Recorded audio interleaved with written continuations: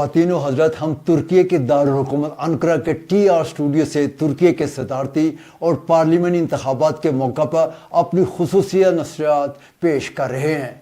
इस खुसूसी नशरियात का मकसद तुर्की के इंतखाबात के बारे में आपको ताज़ा तरीन सूरत हाल से आगाह रखना और पाकिस्तानी कम्यूनिटी के अफराद जहाँ जहाँ आबाद हैं उनके तासरात और राय पेश करना है। तो इस वक्त हमारे साथ इस्तांबुल से टेलीफोन लाइन पर मौजूद हैं सगीर रामी, जो पाकिस्तान में मुख्तलिफ TV चैनल से वाबस्ता रहे हैं और मुख्तलिफ ख़बारात में कॉलम्स भी लिखते हैं। इस्तांबुल में से तो आबाद हैं, पाकिस्तानी कम्यूनिटी में बड़े मकबूल हैं। तो आइए उनसे बातचीत करते हैं तुर्की के इंतखाबात से मुतल्लिक। तो रामी साहब, सबसे पहले तो मैं आपको खुश आमदीद कहता हूँ, कैसे हैं आप? बहुत शुक्रिया डॉक्टर साहब, मैं बिल्कुल ठीक हूँ।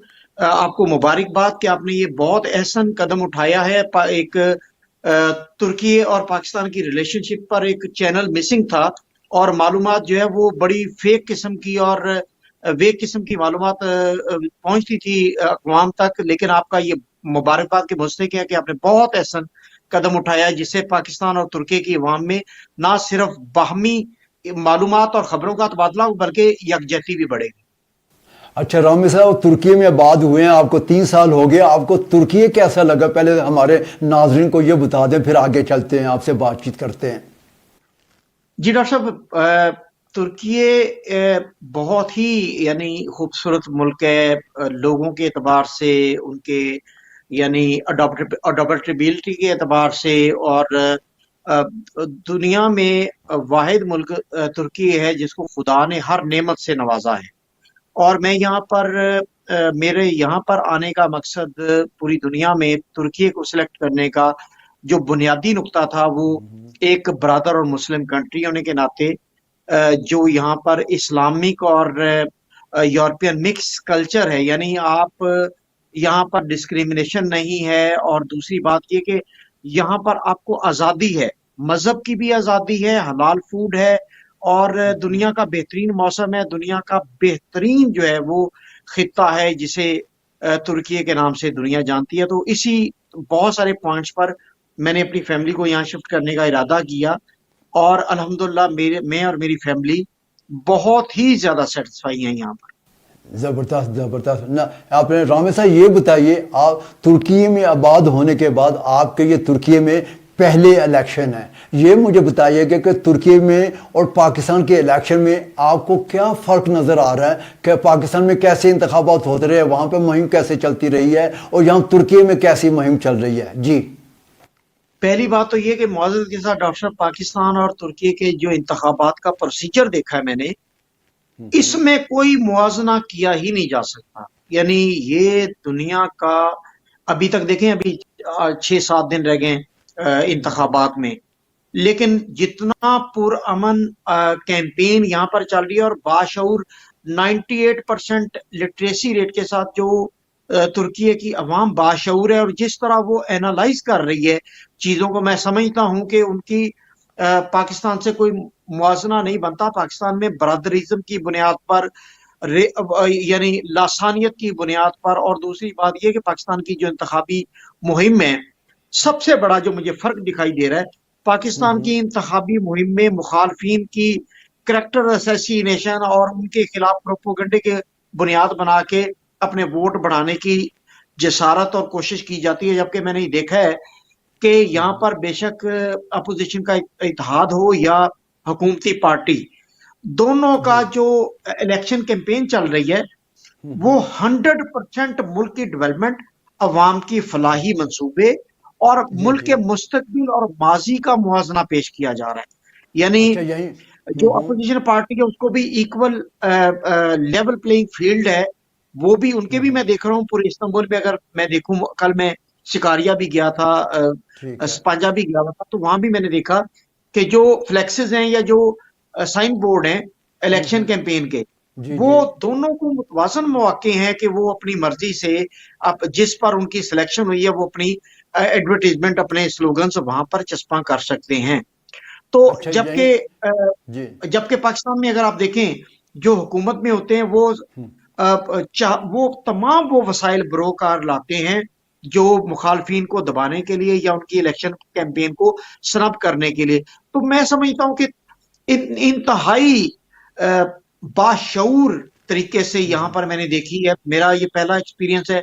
सदारती और पार्लिमानी इंतखाबात इंतहाई पुरअमन तरीके से कैंपेन चल रही है और मुखालफिन को उनकी यानी उनकी उनकी करेक्टर असैसिनेशन की बजाय डेवलपमेंट और मुस्तकबिल और माजी की बात की जा रही है। और यहीं पे मैं आपसे यही सवाल करना चाहूँगा कि तुर्की के सदर रजब तय्यिप एर्दोआन गुज़श्ता 21 सालों से बरसे इक़्तिदार हैं। आप क्या समझते हैं कि रजब तय्यिप एर्दोआन के कौन से ऐसे इक़दामात हैं, कारनामे हैं जो इनको कामयाबी की तरफ ले जाएंगे?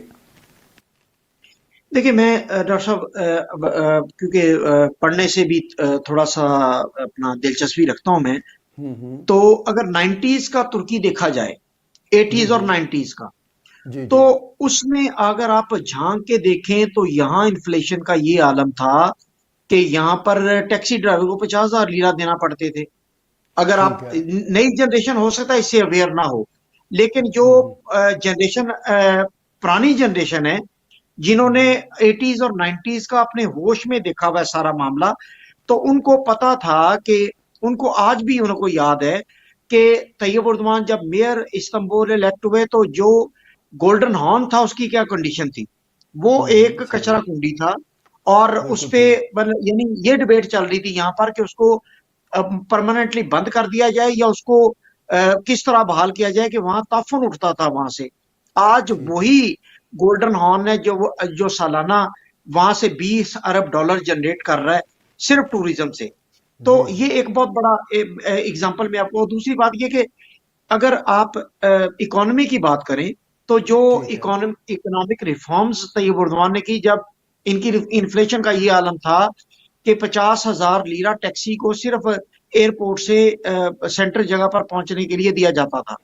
उसके ठीक बाद है। इसकी इकोनॉमी को रिफॉर्म्स करके जिस तरीके से इसको डेवलप किया है पिछले 20 सालों में या 25 सालों में, वो दुनिया में उसकी मिसाल नहीं मिलती कि इतने कलील अरसे में रजब तैयब एर्दोआन की क़यादत में जिस तरीके से एक बहुत बड़ा मजबूत बल्दियाती निज़ाम जो है वो बिल्ड करके उसको तुर्की को तरक्की दी है, तुर्की को। और तुर्की की तरक्की यानी आप ये देखें कि ये 21-22 साल आपने कहा कि रजब तैयब एर्दोआन जो है वो इक़्तिदार पर विराजमान है, तो ये तरक्की का तसलसल भी इक़्तिदार के तसलसल के डायरेक्टली प्रोपोर्शनल है। आप ठीक है। पाकिस्तान की एग्जांपल ले लें, पाकिस्तान में मंसूबे तातुल का शिकार होते हैं, जैसे ही हुक्मरान पार्टी बदलती प्रायोरिटीज बदल जाती हैं। और ठीक है। कोई कहता जी हमने अमेरिकन ब्लॉक में जाना है, कोई कहता जी हमने रशियन और चाइनी ब्लॉक में जाना है। रजब तैयब ठीक है। एर्दोआन बेशक जीते या हारे, लेकिन उनकी ये हिस्ट्री में लिखा जाएगा कि उन्होंने अपने 22-23 साल इक़्तिदार में तुर्की की उन्होंने ना सिर्फ शक्ल बदली बल्कि इसको यूरोप के मुकाबले में एक मजबूत तरीन इकोनॉमी और एक मजबूत तरीन दिफाई कुव्वत के तौर पर रोशनास करवाया। अच्छा ठीक है, बिल्कुल ठीक फरमाया आपने। लेकिन आपने देखा होगा कि गुज़श्ता 2-3 साल से तुर्की की इकोनॉमी जो है वो तकरीबन मनफी जो है उसके असरात मरतब हो रहे हैं। ख़ास तौर पर गरीब तबका जो है वो इसकी 50% के करीब जो है गरीब तबका जो है वो गुर्बत की लकीर के नीचे ज़िंदगी बसर कर रहा है। क्या इसके असरात जो है कमाल क्लिश्तारोलू और उसके मिलती इत्तेहाद पर मुस्बत तौर पर मुतासर होंगे, पड़ेंगे? और कि कमाल क्लिश्तारोलू क्या इसको इस्तेमाल करते हुए कामयाबी हासिल कर सकते है और या फिर बाजी जो है वो कमाल क्लिश्तारोलू के हक में पलट सकती है? इस बारे में आप क्या कहेंगे? जी बिल्कुल, ये बहुत पर्टिनेंट सवाल है आपका। और ये इस वक्त जो सिनेरियो है, जो अपोजिशन इत्तेहाद का जो स्लोगन है, वो इकोनॉमी की बैड कंडीशन ही है। और इससे जो यूथ है वो बड़ी मुतासर है, इसमें कोई शक नहीं है कि उनको ये एज हासिल है कि पिछले 3 साल में जो इकोनॉमी जो जिस तरह करेंसी जो डिवैल्यूएशन हुई है और जिस तरीके से लोकल अफराद उससे मुतासर हुए, बड़ी बुरी तरह मुतासर हुए, इसकी बुनियादी वजह डॉक्टर साहब आपके साथ मैंने एक लास्ट ईयर प्रोग्राम किया था, उसमें मुझे याद है कि आपने फरमाया था कि जो चाइनीज मॉडल है ना वो अडॉप्ट करने जा रहा है तुर्की। तो चाइनी मॉडल्स के लिए ये बहुत जरूरी है कि आपकी जो प्रोडक्ट्स हैं, आपकी जो यानी एक्सपोर्ट की प्रोडक्ट्स हैं खास तौर पर, वो चाइना के साथ या दुनिया के बाकी एक्सपोर्टर्स के साथ कंपेटिटिव हों। तो अगर یہ جو کرنسی آپ کی ڈی ویلیو ہوئی ہے، اس کی اگر امپیکٹ آپ ایکسپورٹ پر دیکھیں تو ترکی کی ایکسپورٹ تقریباً 25% بڑی ہے اگر آپ ٹھیک ہے ایکسپورٹ کے میجر میں سے لیں۔ ٹھیک ٹھیک بالکل اب ہم آتے ہیں عوامی پہلو پر۔ اس ہوں میں کوئی شک نہیں کہ مہنگائی کے بڑھنے سے سب سے زیادہ جو متاثر ہوئے ہیں وہ لوکل افراد ہوئے ہیں، اور بالکل جو ٹھیک بیرونی ملک سے آئے ہوئے ڈالر میں ٹرانزیکشن کرنے والے لوگ وہ اس سے متاثر نہیں ہوئے، کیونکہ ڈالر ٹھیک مضبوط ہوا اور لیرا کمزور ہوا۔ بالکل لیکن ٹھیک پرابلم یہ نہیں تھا، لیرا کے کمزور ہونے کا پرابلم نہیں تھا، پرابلم ایکچولی یہ تھا کہ عسکری اجرت جب بڑھائی جاتی تھی تو پرائسز بھی انفلیشن سے بڑھ جاتی تھی۔ تو یہ ٹھیک ہے ایک پہلو بہت سٹرونگ ہے کہ ٹھیک یہ ہے بھی ایک رجب طیب اردوان کو، کیونکہ دنیا میں ایک مسلم لیڈر کے طور پر بھی جانا جاتا ہے، ترکی کے لیے جو دفاعی قوت کے طور پر اس نے ترکی کو اتنا مضبوط کیا ہے، وہ دشمن کی اس کو ایک آنکھ نہیں بھاتا، اور وہ اس ٹھیک لیے بھی سازشوں میں اکانومی کو گرانے پر تلے ہوئے کہ کسی طریقے سے رجب طیب اردوان کو چلتا کریں اور اس کے بعد جو آل ٹوگیدر پالیسیز ہیں اس کو کنٹرول کریں۔ ٹھیک ہے۔ اچھا اب یہ رامے صاحب طویل عرصے سے اب تقریباً 3 سے 4 سال ہو گئے آپ استنبول میں آباد ہے، پاکستانی کمیونٹی بڑی تعداد میں استنبول ہی میں آباد ہے۔ اب یہ مجھے بتائیے کہ پاکستانی کمیونٹی کا کیا رجحان ہے، وہ کس کی طرف جو جن کی ووٹ دینے کا جن کو حق حاصل ہے وہ کس طرف ووٹ دیں گے، اور پاکستان پارلیمنٹ میں ان کا رجحان کس طرف ہوگا؟ آپ کے اس بارے میں ظاہرہ کمیونٹی والے لوگوں سے بات چیت ہوئی ہوگی، اس بارے میں ان کے کیا تاثرات ہیں؟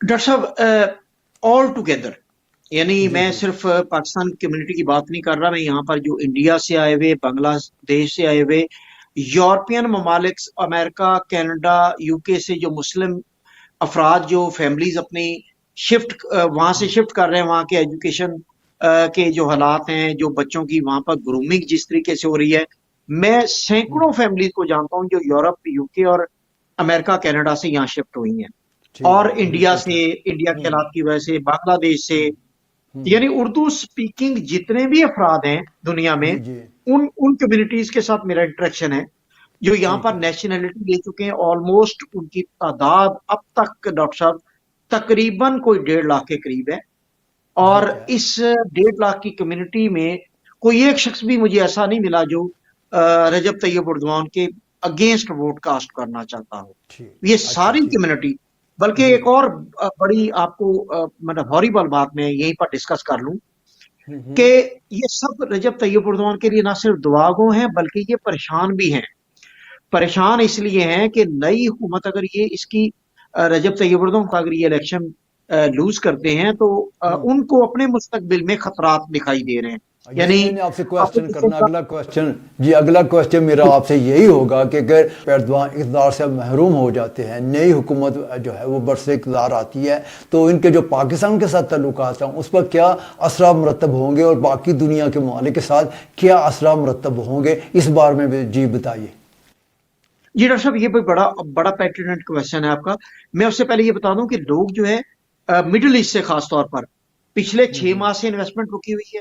مختلف ممالک کے لوگوں نے بالکل جو انویسٹمنٹ یہاں کرنے کے لیے آ رہے تھے یا پراپرٹی خریدنے آ رہے تھے یا فکس ڈپازٹ یہاں پر شفٹ کر کے یہاں پر سکونت اختیار کرنا چاہتے تھے، 6 ماہ سے وہ انتخابات کا انتظار کر رہے ہیں کہ اس کے بعد ہم کوئی فیصلہ۔ خاص طور پر جو مسلم ممالک ہیں ان کے جو سربراہان ہیں وہ نہیں جانتے کہ کمال کلاشدار اولو کے آنے کے بعد ترکی کے ساتھ کیا کیسے ہوگا؟ مراسم ہوں گے، ٹھیک ہے ترکی کی جی پالیسی کیا ہوگی، اور جی انٹرنیشنل لیول پر ترکی یہ بالکل ابھی ابہام میں ہے۔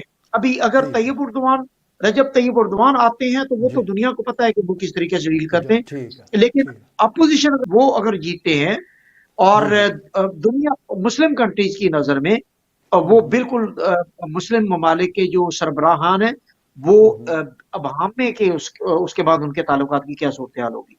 اچھا، ابھی ایک اور سوال آپ سے یہی ہے کہ صدر رجب طیب ایردوان اگر صدارتی انتخابات جیت لیتے ہیں، لیکن لگتا یہ ہے کہ پارلیمنٹ میں ان کو کلی اکثریت اس بار جس طرح پچھلی دفعہ حاصل تھی وہ حاصل نہیں ہو سکے گی، تو اس لیے بڑی مشکلات کا ایردوان کو سامنا کرنا پڑے گا۔ تو آپ کیا کہتے ہیں اگر رجب طیب ایردوان انتخابات جیت لیتے ہیں لیکن ان کے ہاتھ پاؤں بند جاتے ہیں پارلیمنٹ میں کلی اکثریت نہ ہونے کی وجہ سے، تو اس کے اثرات کیا ترکی پر منفی طور پر ہوں گے؟ اس بارے میں آپ کیا کہیں گے؟ یہ ڈاکٹر صاحب آپ کا یہ اتنا خوبصورت سوال ہے کہ اس میں بہت ساری عوام، میں جن لوگوں سے انٹریکشن کرتا ہوں یا میری بات چیت ہوتی ہے، بہت ساری عوام کو نہیں معلوم آنےسٹلی. وہ یہ سمجھتے ہیں کہ ترکیے میں صدارتی انتخابات کا مطلب یہ کہ اگر وہ جیت گئے تو وہ ہر چیز کے مالک اور قادر ہو جائیں گے. اور بیرون ملک بھی بہت سارے ممالک میں میڈیا اور لوگوں کو نہیں پتا کہ پارلیمنٹ کا بہت اہم رول ہے ترکیے میں. اگر صدارتی نظام ہے، اس کے باوجود ان کے جو فیصلے ہیں، جو ملکی لیول کے بڑے فیصلے ہیں، ڈیولپمنٹ کے، انٹرنیشنل تعلقات اور خارجہ پالیسی کے جو بڑے فیصلے ہیں، حتیٰ کہ ان کی جو دفاعی قوت ہے، جو اس کی ڈیولپمنٹ اور اس کی ٹیکنالوجی کے جو فیصلے ہیں، اور دنیا سے تعلقات کے جو فیصلے، وہ پارلیمنٹ سے انڈورس ہونا لازمی ہے. اور بالکل ٹھیک. اب جو تقریباً پہلے جو 6 جماعتی اتحاد تھا، اب دکھائی دے رہا وہ 9 جماعتی اتحاد ہو گیا ہوا ہے. ٹھیک ہے. اور یہ 9 جماعتی اتحاد اگر مل کے پارلیمنٹ میں اپنی بہتر پوزیشن قائم کر لیتا تو صدر طیب اردوان اگر جیت بھی جاتے ہیں اور وہ دوبارہ صدر منتخب بھی ہو جاتے ہیں تو فیصلہ سازی کا اختیار ان کے ہاتھ سے نکل جائے گا. اگر یہ فیصلہ سازی کا ان کے ہاتھ سے اختیار نکلتا ہے تو پھر فیصلے جو ہیں وہ بہت زیادہ مشکلات کا شکار ہوں گے اور سیاسی رسا کشی سے ملک کا شدید نقصان ہوگا. اچھا چلیں، اب آپ سے آخری سوال یہ ہے، آپ کا تخمینہ کیا ہے، کیا تقریباً کیا سوچ رہے ہیں کہ یہ پہلے راؤنڈ ہی میں صدر رجب طیب ایردوان کے حق میں فیصلہ آ جائے گا، یا دوسرے راؤنڈ میں آئے گا، یا جو ہے یہ دوسرا راؤنڈ جاری رہے گا، اس میں کمال کلشتہ رول آ سکتا ہے؟ اس بارے میں آپ کیا کہیں گے؟ یہ میرا آپ سے آخری سوال ہے، کیا رائے ہے آپ کی؟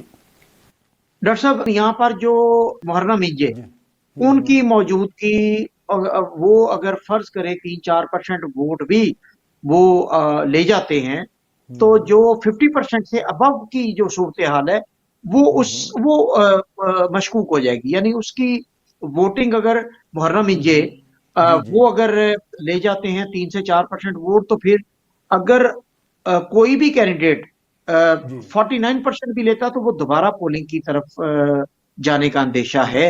اور ویسے میرا ذاتی، اگر آپ پوچھے، میرا ذاتی جو خیال ہے وہ کیونکہ فرق بہت زیادہ ہے، یعنی 2-3% کا جو فرق ہے محرم انجے کا، یہاں کی کیونکہ عوام جو ہے وہ بڑی پڑھی لکھی اور باشعور ہے، انہیں پتا ہے کہ اس سے وہ ووٹنگ دوبارہ یا انتخابات دوبارہ کی طرف جائے گا معاملہ، اس سے کوئی فائدہ نہیں ہوگا اس کو ووٹ کا.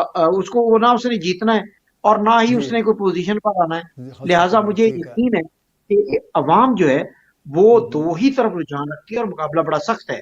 اس وقت جو صورتحال ہے یہ رجب طیب اردوان کی زندگی کی، پوری زندگی کی تاریخ کا سب سے مشکل انتخابات دکھائی دے رہے ہیں. بالکل ٹھیک کہہ رہے ہیں، ٹھیک کہہ رہے ہیں. صغیر رامے صاحب، شکریہ بہت بہت، آپ نے ہمارے لیے وقت نکالا. ٹی آر اردو کا یہ پہلا انٹرویو تھا جو آپ نے ہمیں دیا ہے، ہمیں اعزاز بخشا ہے. انشاءاللہ آپ سے رابطہ قائم رہے گا. شکریہ بہت بہت.